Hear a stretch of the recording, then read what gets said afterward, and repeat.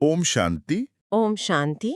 आज 9 दिसंबर 2025 की मुरली में बाबा ने हम बच्चों को जो खजाना दिया है, उसका सारी मतलब अपने आप में एक पूरी दुनिया है। बाबा कहते हैं, मीठे बच्चे, बाबा आए हैं तुम्हें बेहद की जागीर देने। ऐसे मीठे बाबा को तुम प्यार से याद करो तो पावन बन जाओगे। कितना सुंदर महावाक्य है ना? ये सिर्फ एक लाइन नहीं, ये तो जैसे पूरे ज्ञान और योग का सार है। बिल्कुल। इसमें प्राप्ति भी है और उस प्राप्ति की विधि भी। बेहद की जागीर मतलब कोई छोटी मोटी चीज नहीं, पूरी नई दुनिया की बादशाही। और विधि? हाँ, विधि भी कितनी सहज। कोई मुश्किल कर्मकांड नहीं, बस प्यार से याद करो। तो चलिए आज इसी बेहद की जागीर और उसे पाने की इस प्यार भरी विधि को और गहराई से समझते हैं। जी। मुरली के शुरुआत में ही बाबा हमें रूहानी बच्चे कहकर बुलाते हैं। ये सिर्फ एक संबोधन नहीं है ना? नहीं, बिल्कुल नहीं। ये एक याद दिलाना है, हमारी असली पहचान। बाबा हमें सीधा देह के भान से निकालकर आत्मा के स्तर पर ले आते हैं। क्योंकि ये ज्ञान है ही आत्मा के लिए। हाँ, और यात्रा भी तो आत्मा को ही करनी है। बाबा याद दिलाते हैं कि अब घर वापस जाना है, और ये जो सुख शांति का वर्षा अब मिल रहा है, ये कोई नई बात नहीं है। ये पहले भी मिला था। हाँ, 5000 साल पहले भी मिला था। ये सब रिपीट हो रहा है। और इसी बात को समझाने के लिए बाबा ने ड्रामा का कितना सुंदर उदाहरण दिया है। बहुत सुंदर। कि दुनिया के नाटकों में तो एक्टर चाहे तो अपने शब्द बदल सकते हैं, लेकिन ये जो बेहद का अनादि नाटक है, हाँ, ये हूबहू रिपीट होता है। इसमें एक तिल का भी फर्क नहीं पड़ सकता। इसका मतलब ये समझना बहुत शक्तिशाली है, जो कुछ भी हो रहा है वो निश्चित है। बिल्कुल, ये हमें चिंता से मुक्त करता है। अगर सतयुग का आना निश्चित है, तो हमारा पुरुषार्थ भी व्यर्थ नहीं जा सकता। हम्म। तो जो भक्ति मार्ग की रस्में हैं, हद के नाटक हैं, वो सब अब खत्म। अब हम सीधे बेहद के बाप से बेहद का वर्षा ले रहे हैं। और इसी वर्षे के संबंध में मुरली में 3 तरह के बाप का अंतर बहुत स्पष्ट रूप से समझाया गया है। जी, लौकिक, पारलौकिक और अलौकिक। ये अंतर समझना इतना जरूरी क्यों है? ये इसलिए जरूरी है क्योंकि हमारी बुद्धि जहां लगी होगी, प्राप्ति भी तो वहीं से होगी, है ना? सही है।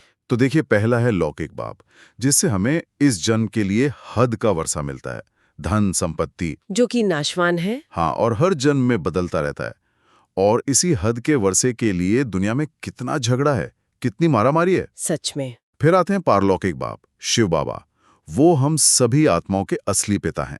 वो हमें बेहद का वर्षा देते हैं। स्वर्ग की बादशाही। जी, स्वर्ग की बादशाही। ये अविनाशी वर्षा है जो हमारे साथ 21 जन्मों तक चलता है। और फिर तीसरे हैं अलौकिक बाप, मतलब प्रजापिता ब्रह्मा। हाँ, और मुरली इस पर बहुत जोर देती है कि वर्षा पारलौकिक बाप से मिलता है, अलौकिक बाप से नहीं। ब्रह्मा बाबा तो खुद शिव बाबा से वर्षा ले रहे हैं। बिल्कुल, ये बहुत गहरा राज है। हम ब्रह्मा द्वारा अडॉप्ट हुए बच्चे हैं, इसलिए वो हमारे अलौकिक बाप हैं। लेकिन वो क्रिएशन है, रचयिता नहीं। और वर्षा हमेशा रचयिता से मिलता है। सही कहा। इसीलिए बाबा कहते हैं, ब्रह्मा बाबा भी इशारा करते हैं कि मुझे नहीं, शिव बाबा को याद करो। मामेकम याद करो का इशारा। हाँ, उस एक पारलौकिक बाप की तरफ। जी, ये बुद्धि को बिल्कुल साफ रखने वाली बात है कि हमारी याद की तार एक से ही जुड़ी हो। तो ये एकदम स्पष्ट है कि वर्षा एक से मिलना है और उसे पाने की विधि भी एक ही है, याद। याद। बाबा इसे याद की यात्रा कहते हैं। ये कोई शारीरिक तीर्थ यात्रा तो है नहीं। तो फिर ये यात्रा असल में है क्या? और बाबा कहते हैं कि इसी में मेहनत है। ये मेहनत क्या है? ये बहुत अच्छा सवाल है। याद की यात्रा मतलब बुद्धि की यात्रा। अपने मन और बुद्धि को इस देह और देह की दुनिया से निकालकर अपने असली घर परमधाम ले जाना। और इसकी विधि है अपने को अशरीरी आत्मा समझना। बस इतना ही। पर ये सुनने में तो बहुत सहज लगता है। फिर इसमें मेहनत क्यों है? मेहनत इसलिए है क्योंकि जन्म जन्मांतर से हमने खुद को शरीर ही समझा है। देह के संबंध, देह के पदार्थ, देह का मान शान, इन सब ने हमें कसकर पकड़ रखा है। अच्छा, तो ये पुरानी आदतें हैं। हाँ, बाबा कहते हैं माया का ऑपोजिशन होता है। ये माया कोई बाहर की शक्ति नहीं, बल्कि हमारे ही पुराने संस्कार हैं जो हमें बार बार देह भान में खींचते हैं। तो बुद्धि को इन सब बंधनों से छुड़ाकर एक बाप में लगाना, यही असली मेहनत है। तो इसका मतलब ये तो नहीं कि हमें घर परिवार छोड़ना होगा? नहीं, बिल्कुल नहीं।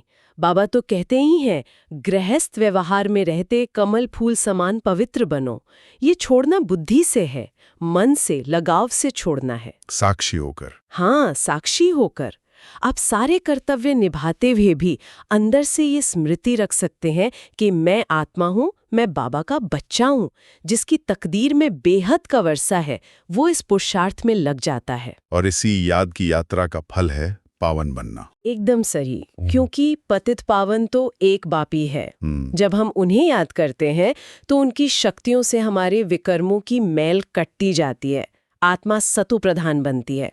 और कोई भी विधि हमें वापस घर नहीं ले जा सकती। कोई भी नहीं। वापस जाने का एकमात्र रास्ता पावन बनना है, और पावन बनने का एकमात्र रास्ता एक बाप की याद है। कुरली में आगे एक बहुत ही दिलचस्प सवाल है कि जब विनाश का समय नजदीक आएगा तो उसकी निशानियां क्या होंगी? हाँ, और बाबा ने इसकी बहुत प्रैक्टिकल निशानियां बताई हैं। क्या है वो? पहली निशानी बाबा बताते हैं कि सबको ये पता पड़ने लगेगा कि हमारा बाबा परमपिता परमात्मा इस धरती पर आ चुका है। ये संदेश बहुत फैलेगा। अच्छा। और दूसरी निशानी? दूसरी निशानी है साक्षात्कार।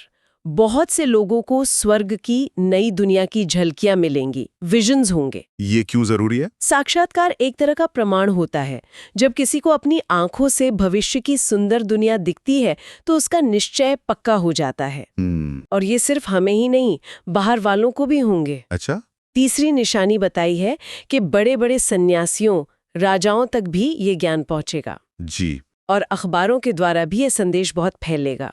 लेकिन इन सब भारी निशानियों के साथ बाबा सबसे महत्वपूर्ण निशानी बताते हैं, जो हमारे अंदर होगी। हाँ, वो है तुम बच्चे आत्माभिमानी बनते जाएंगे और एक बाप की याद के अतीन्द्रिय सुख में रहेंगे। वाह, मतलब सबसे बड़ी निशानी हमारा अपना आंतरिक परिवर्तन है। दुनिया में भले हाहाकार हो, लेकिन बच्चे अपनी आत्मिक स्थिति में स्थिर और सुखी रहेंगे। जी, यही असली प्रमाण होगा।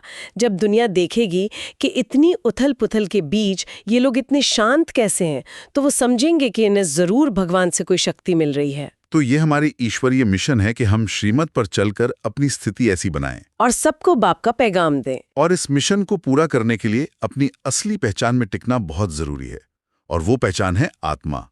बाबा ने आत्मा को लेकर भी बहुत वंडरफुल बातें कही हैं। ये सच में एक आश्चर्य है। बाबा कहते हैं, सोचो एक छोटी सी बिंदी जैसी ज्योति स्वरूप आत्मा, और उसमें 84 जन्मों का पूरा पाठ अविनाशी रूप से भरा हुआ है। ये कैसे संभव है? जैसे आज की टेक्नोलॉजी में एक छोटी सी चिप में कितना डेटा आ जाता है। बिल्कुल, ये चैतन्य आत्मा रूपी चिप में 84 जन्मों का पूरा रिकॉर्ड है, जो कभी मिट नहीं सकता। और एक बहुत बड़ी भ्रांति जो बाबा दूर करते हैं वो ये है कि आत्मा मेल या फीमेल नहीं होती। हाँ, आत्मा तो आत्मा है। जब वो पुरुष का शरीर लेती है तो मेल कहलाती है, स्त्री का शरीर लेती है तो फीमेल। इस समझ से तो नजरिया ही बदल जाता है पूरी तरह से। बिल्कुल। जब ये समझ पक्की हो जाए कि हम सब आत्माएं हैं, तो हम एक बात की संतान होने के नाते भाई भाई हैं, फिर चाहे कोई किसी भी शरीर में हो, किसी भी धर्म का हो। ये विश्व बंधुत्व की सच्ची भावना है। हाँ, फिर ईर्ष्या, द्वेष, नफरत सब खत्म। बाबा कहते हैं ये बहुत अटपटी बातें हैं जो कोई और सुना नहीं सकता। और इसी आत्मिक स्मृति में टिककर हम रूहानी सेना बनते हैं। जी, जो सबको रावण राज्य की जंजीरों से छुड़ाने की सेवा करते हैं। बाबा कहते हैं जो जितनी सर्विस करते हैं उतना ऊंच पद पाते हैं। ये पढ़ाई है, एक आध्यात्मिक यूनिवर्सिटी। हाँ, जैसे लौकिक पढ़ाई में पुरुषार्थ करके कोई डॉक्टर बनता है, कोई इंजीनियर, वैसे ही इस पढ़ाई में पुरुषार्थ करके कोई सूर्यवंशी बनता है, कोई चंद्रवंशी। बाबा कहते हैं जिन्होंने भक्ति मार्ग में बहुत सच्ची भक्ति की है, वही यहाँ आकर होशियार विद्यार्थी बनते हैं और जल्दी वर्षा ले लेते हैं। तो चलिए आज की मुरली से धारणा के लिए जो मुख्य सार बिंदु हैं उन्हें भी स्पष्ट कर लेते हैं। जी, बाबा ने 2 मुख्य बातें बताई हैं। पहली है विजयमाला में पिरोने के लिए देही अभिमानी बन तीव्र वेग से याद की यात्रा करनी है। बाप के फरमान पर चलकर पावन बनना है। मतलब लक्ष्य है विजयमाला का मणका बनना, और विधि है देही अभिमानी स्थिति और याद की यात्रा। और दूसरी बात सेवा से जुड़ी है। बाप का परिचय देकर बहुतों को आप समान बनाने की सर्विस करनी है। और साथ में एक बहुत हिम्मत की बात कही है। क्या? यहाँ वनवास में रहते हुए अंत में हाहाकार की सीन देखने के लिए महावीर बनना है। वाह, मतलब घबराना नहीं है। नहीं, बाबा हमें याद दिला रहे हैं कि अभी हम संगम युग के वनवास में हैं। असली सुख तो सतयुग में है, इसलिए यहाँ साक्षी होकर हर सीन को देखना है, महावीर बनकर। और आज का वरदान भी इसी स्थिति से जुड़ा हुआ है। बाबा ने वरदान दिया, बंधनों के पिंजरे को तोड़कर जीवन मुक्त स्थिति का अनुभव करने वाले सच्चे ट्रस्टी भाव। ये बहुत गहरा वरदान है। बंधन सिर्फ स्थूल चीजों का नहीं होता। बाबा कहते हैं मेरा शरीर, मेरे संबंध, मेरी प्रॉपर्टी, ये मेरापन ही पिंजरा है। अच्छा, मन का बंधन। हाँ, यहाँ तक कि मैं क्या करूं, कैसे करूं, ये संकल्प भी मन का बंधन है।